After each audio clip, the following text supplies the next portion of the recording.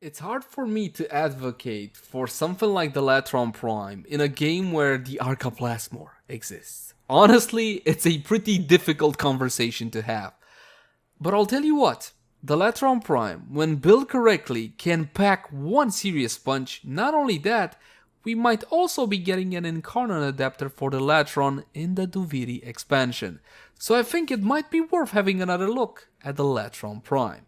As always, my name is Leyzar, and I got a couple of builds lined up. Something cheap, something affordable, something that a more casual Tenno can get into. But fear not, my veteran friends, we also got the Endgame setup with a Riven, galvanized mods, prime mods, primed mods. We're gonna take this one to Steel Path and put it through its paces. That said though, please bear in mind that my builds and guides usually take a more new player friendly approach. That's because I want anybody watching to understand how the weapon functions and how it should be built.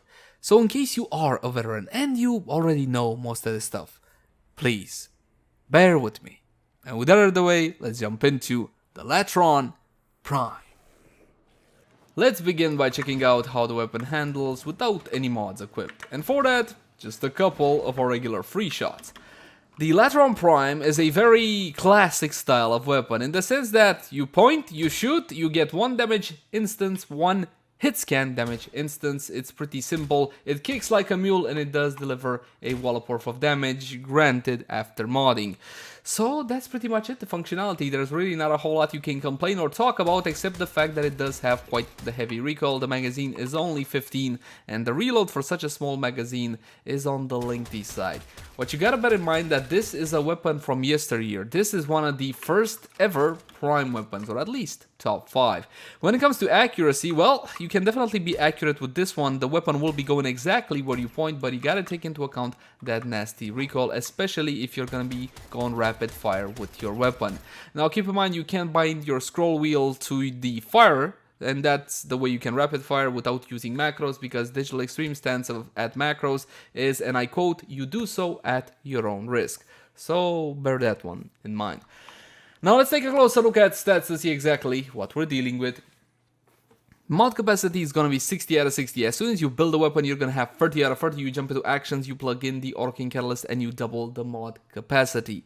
Now, should you or should you not? That's a very good question. Honestly, if you enjoy the sharpshooter experience, if you're going for that precise headshot, you're going to be enjoying your time with the Latron Prime. Granted, there are other weapons that can do the same thing, but this one carries a bit more style and a pretty nifty augment, which I will present just a tad later. Now mine has been formatted a total of 7 times because I like to exchange all sorts of Riven and test all sorts of builds, but for the weapon build I'm recommending you can get away with something like 3 to 4 format. We're talking primarily V symbols or Madurai. You can also toss in a Vazarin if you have the galvanized version of Aptitude, which is extremely powerful for an end game setup. Now if you're newer coming into the game, you don't need to worry about these things. 3 to 4 format, and I'm talking about Madurai symbols, is more than enough. That said, this is not a very new player friendly weapon in the sense there are plenty of other more powerful weapons at this mastery rank for you to enjoy. More powerful in the sense that easier to use. If you want to see one of them, look at the cards right now. In the Excella slot, normally I say, hey listen, you don't really need to unlock this one, but one of the main drawbacks in the usability department is that nasty recoil, and you can fix it with stabilizer and minus 60% weapon recoil. And you saw how the weapon kicked like a mule. Yes, well, look at the difference now. Miles better.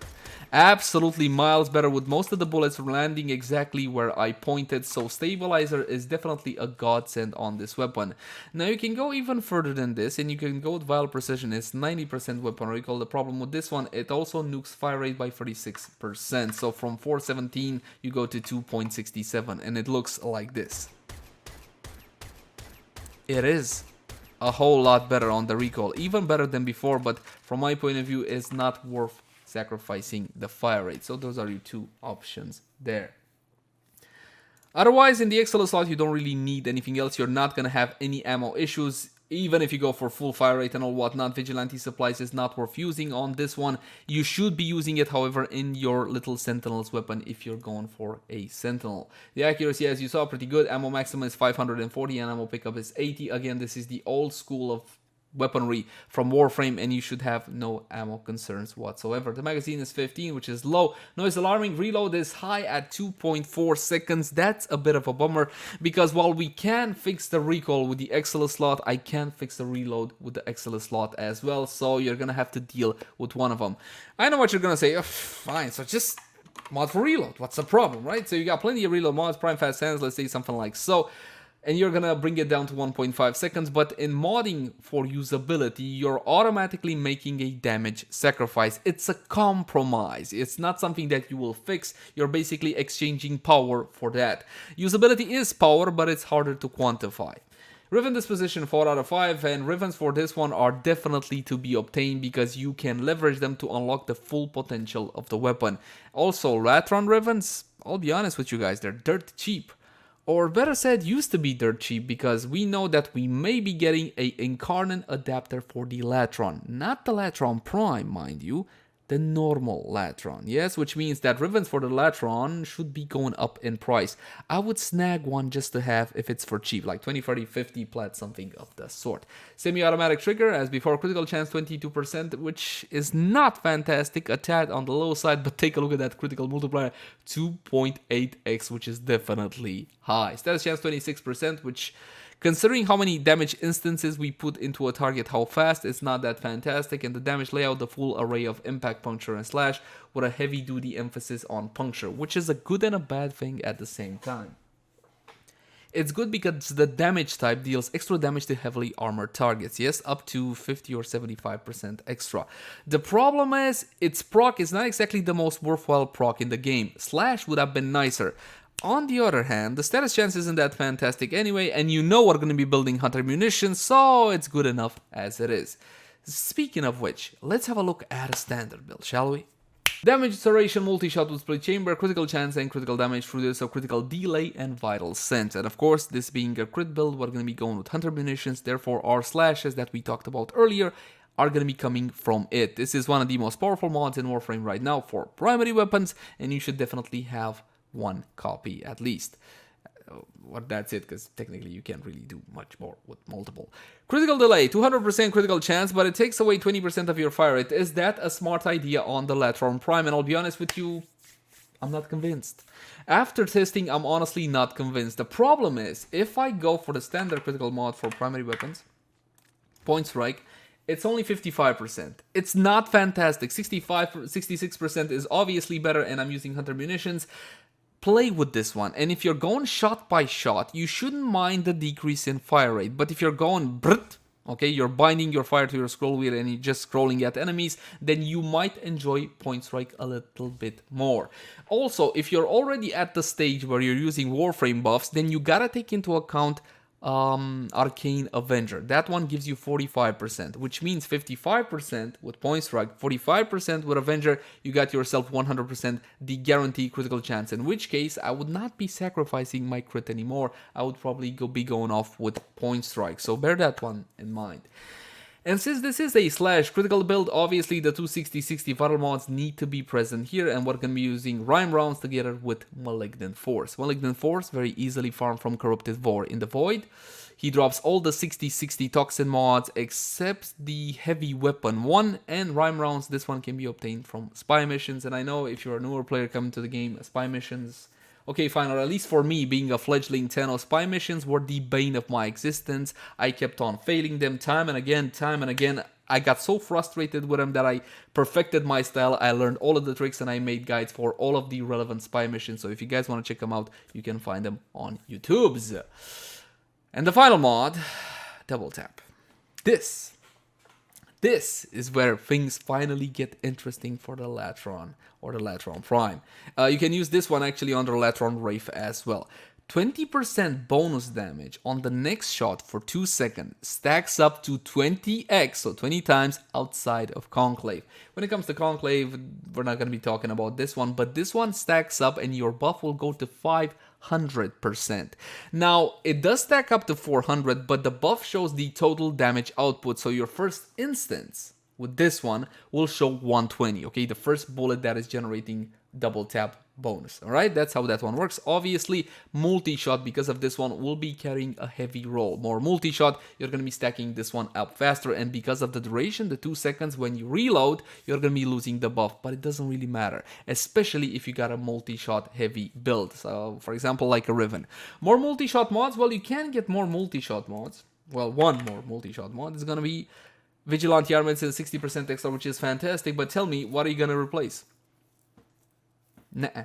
Not a whole lot of optional slots on this one. Your option is as following. If you manage to get the viral proc from an outside source, for example, maybe your secondary weapon, or perhaps the Panzer vulpaphyla, you can drop the 260-60 viral mods in this case and go for even more crit with Argon Scope and Vigilante Armaments. And that's the way you can generate a bit more multi-shot. And I'm talking strictly about standard everyday mods, which are not expensive. If we're talking Riven galvanized mods, that's a different conversation altogether. But I digress. Let's test out the weapon like this, see how she performs, and then we can talk about build options and a possible upgrade path for it.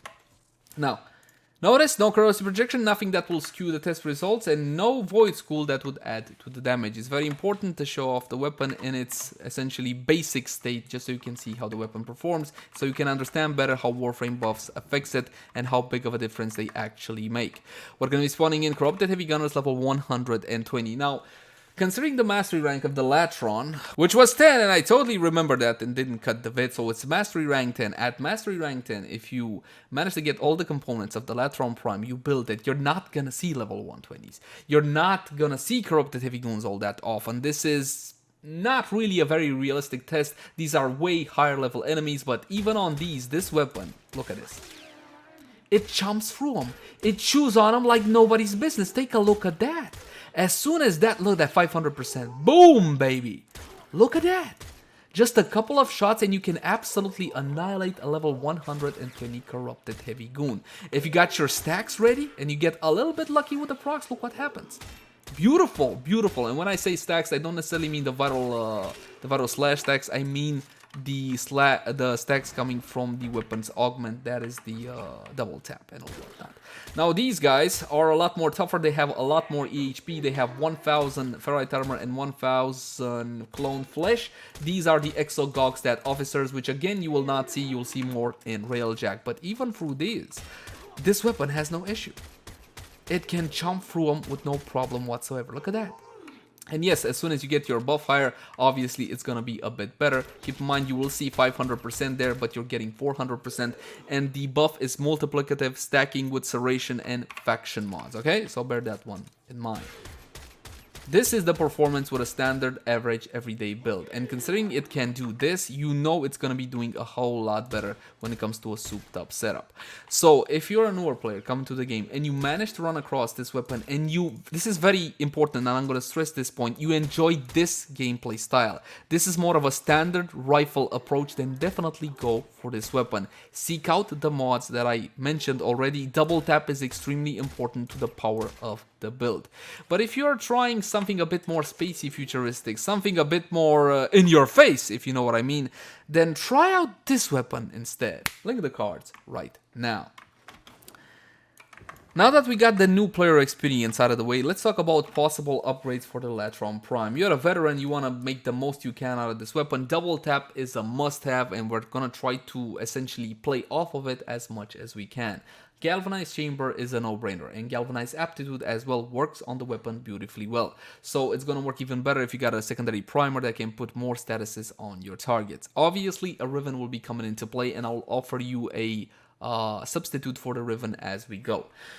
Now here's what I would do. I would get a Riven that first of all has multi-shot, critical damage, and one of the following elements, either toxin or cold, so I can skip one of the 60-60 mods. If you're planning on getting vital procs from an outside source, such as the Panzer vulpaphyla or a secondary weapon like we already talked about, then you can skip that element on the Riven, and you can go multi-shot, critical damage, and critical chance, or even faction damage if that's your that's more your style. I don't enjoy faction damage, but it is extremely powerful, or can be on a slash vital build such as this one. We'll go more into that later.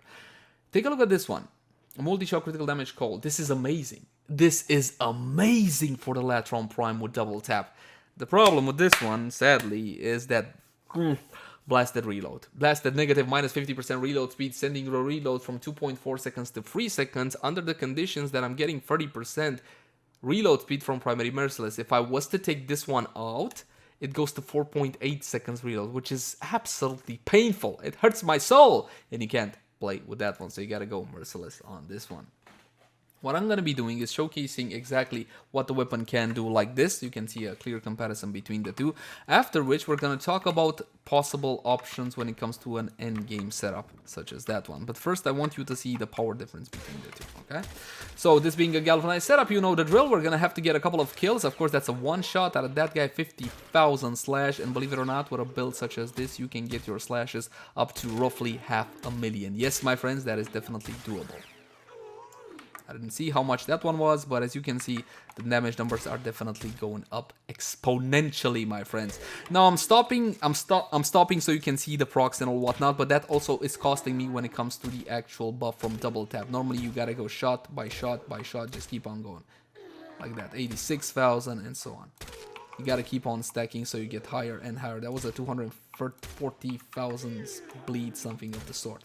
Now when it comes to the corrupted heavy goons, because these are a bit more, well, I don't want to say they're not tough, because these are definitely some tough targets, but they don't have as much AHP as the other guys. They will be getting melted a bit more easier, as you can see. Even the impact damage alone sometimes is enough to knock one out without any issue whatsoever. But again, you gotta go continuous fire to keep up your buff. Double tap again works miracles on this weapon, and it's what takes the weapon from being mediocre and just an average rifle to something a bit more special. Take a look at that. Look. That is the power of double tap. You didn't even get to see the procs there. That's how powerful it could be in Fury. Even one-shotted, like from the contact damage alone, not the impact damage, I should have said contact damage alone, one of these tough exo boogstad and all whatnot. Look at that. Beautiful. Absolutely freaking fantastic. This is one way you can go about it, but another way, especially if you manage to get a Riven that has cold on it, I still want to say frost, but no, cold damage on it, this is what you can do. Let's assume that I'm going to be getting the Panzer vulpaphyla, yes? I'm not going to be using Malignant Force anymore. Instead, I can substitute a Bane mod. Oh, I can't use Stabilizer because I need to format one more time. I can substitute a Bane mod, yes? And instead of Primary Merciless, because right now, vital procs are coming from the vulpaphyla or my secondary, yes? I got the Bane on. I don't need Primary Merciless. What I can do, because of the cold procs I got from the Riven, I can go with Primary Frostbite. Primary Frostbite. This one is extremely powerful as an arcane, but you don't get to use it all that often because it wants cold status effects. On cold status effect increases 3% critical damage and 2.25 multishot for 12 seconds, stacks up 40 times. It stacks up 40 times on a cold status effect. This is an absolutely insanely glorious, awesome arcane, and now I can use it. Now, I know what you're gonna say, dude, this is a very, very, very niche setup what you're talking about here. You want me to get a Riven with multi-shot, critical damage, and cold? Well, yes, this is essentially a showcase what could theoretically be done if you get everything that you need.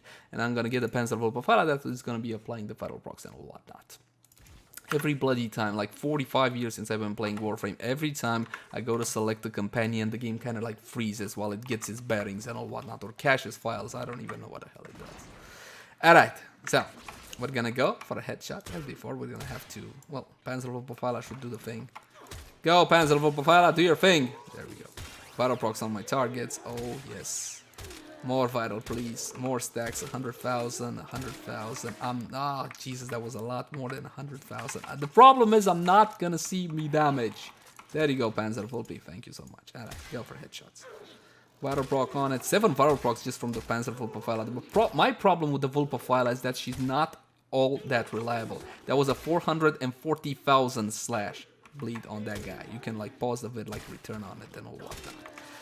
Now it's true, sometimes it does happen that you don't get the proc that you want, but hey, honestly, normally that doesn't really happen all that often. And if you keep on firing, you're gonna be able to keep up the double tap buff, which is, again, or should be at least, fantastic on something like a more beefier target. Vulpe, come here. Apply procs, there you go. There you go, good. There we go. Vital procs OP.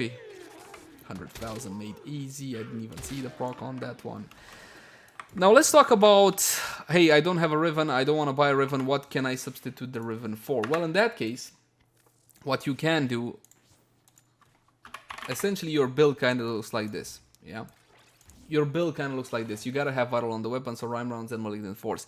Let's say though that, hey, listen, hold on a second there, I can get vital just like you got from the Panzer vulpaphyla, in which case, again, I'm going for a Bane mod, in this case, and the final slot, in our case, you can either go for some flat damage, or you can go for some multi-shot with vigilante armaments. It's really up to you. You can even get for more extra critical chance from something like galvanized scope. Galvanized scope is not a mod that I normally encourage because of the way that the stacks drop off. It's not really all that reliable in gameplay. You can go for argon scope if you don't like how this one works. But essentially, those are your options for the build.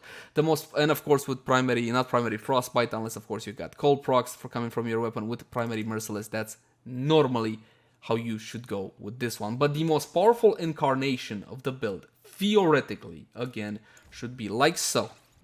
And with, of course, with primary frostbite all maxed out. And with this, we're going to be going to Steel Path to see how this one legitimately plays in a normal gameplay. Normal? I can hardly call Steel Path normal. In a Steel Path gameplay environment.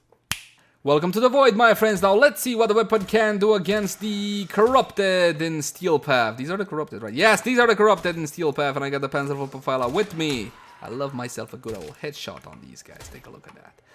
Now, when I said before that the Panzer vulpaphyla is not exactly reliable when it comes to vital procs, this is exactly what I mean. But again, it is more than doable, especially if you're trying to get the most amount of damage out of the weapon and all whatnot. What do we got here? We got a Lancer, a single shot, 22,000 bleed, no problem whatsoever. So yes, against normal level targets, well, normal Steel Path level targets such as these, you're not gonna have any issue in absolutely annihilating them. Yes, it's true, I'm kinda cheating with Revenant because as soon as they hit me, they're just gonna get crowd control, which makes it easier for me to get that lovely, lovely headshot. But you know what? It's Steel Path. I'm assuming you're gonna take the best thing that you got with you. Or at least I hope you will. That was a Fleximus of an Eximus. I think I killed... Oh, I didn't know you were the capture target. I killed him out of mistake. My apologies. My apologies. I was saving you for a coup de greasy, if you know what I mean. Oh well, the coup de greasy. I think I two-shotted the capture target and all whatnot. And yes, the capture target does have more stuff and things on him. Take out the small little drones that are offering damage mitigations to your targets, like so, and then take out your targets. It's a whole lot more efficient like that. This is the performance. This is what you can expect out of the weapon from Steel Path. Is this enough for you? I mean, if you're going for shot-by-shot action, this is more than plenty damage. But granted, in an era with AoE weapons where plasmors dominate and all whatnot, this simply might not be enough for you. But that was a legitimate, like, 130 Steel Path Corrupted Heavy Goon that got one-shotted to shit, essentially. The weapon does pack a punch, but it does lack in usability. Going for shot by shot is not everybody's cup of tea. You saw earlier how the targets kind of swarmed me, and that was a bit of an issue. This is not the kind of weapon I would be taking to fight the Infested, for example. It's simply not that smart of an idea. But it is a very flavorful weapon that can pack one serious punch, when aimed correctly and when built correctly and all whatnot. If you want to pump it up even further, you can, but you will have to rely on Warframe buffs, my friends. And for that, there's nobody better than Lady Mirage Prime.